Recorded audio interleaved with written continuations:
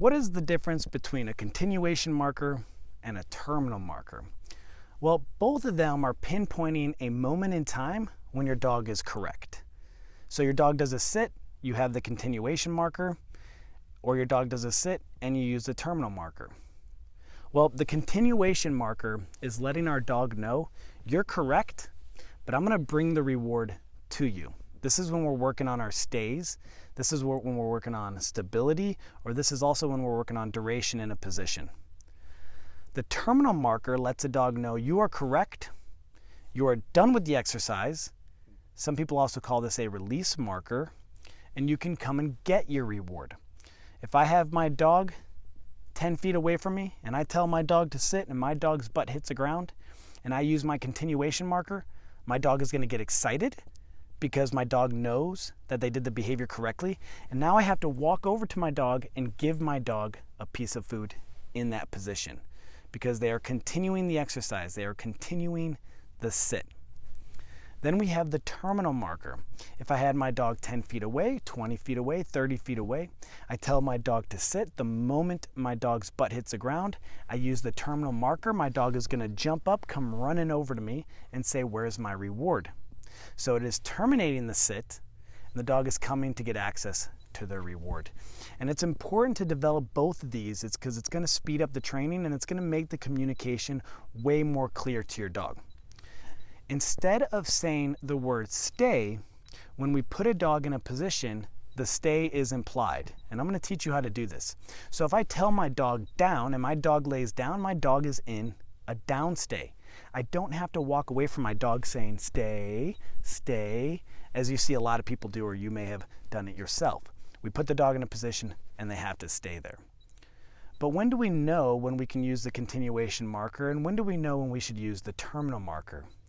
There's a couple ways that I like to use this. In the very beginning when I'm working with my dog, I will use the terminal marker more often than not. But it does depend on the dog. If I have a really, really amped up, excited, crazy dog, I might use the continuation marker a little bit more just to mellow him down a slight bit. But if I'm trying to make the training really fun, really engaging, and more exciting, I'm going to be using my terminal marker a little bit more in the beginning. And there's a couple reasons why. One, if my dog learns the faster I get into my position, the faster I get to jump up and get my reward, they're going to do the behavior more quickly. And speed is based on motivation. The more motivated our dog is, the faster they're going to perform the behavior. Think about playing fetch with your dog. You throw the ball, your dog is really excited and motivated to play fetch, so they run after the ball very quickly. They're not walking because they're excited and they're motivated. So more motivation increases the speed, and it works on the other side too.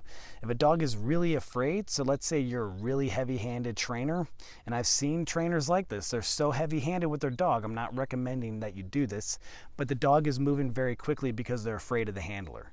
So they can move very fast based on how motivated they are, whether they're really motivated to get something they want or really motivated to prevent something they don't want. And we're going to try to get them motivated to access something that they want. So we're speeding them up based on that motivation, that positive reinforcement. So the dog learns the faster I get in the position, the faster I get to jump up and get my reward. Well, there's another reason why I like to use my terminal marker in the beginning, because I don't want to reinforce the stay just yet. If I'm not ready to reinforce the stay, if I'm not ready to teach the stay and I'm just teaching behaviors, then using the terminal marker is a really great way to do this. So those are going to be the two things that really separate the continuation marker and the terminal marker. Just remember, continuation, you have to bring the reward to your dog.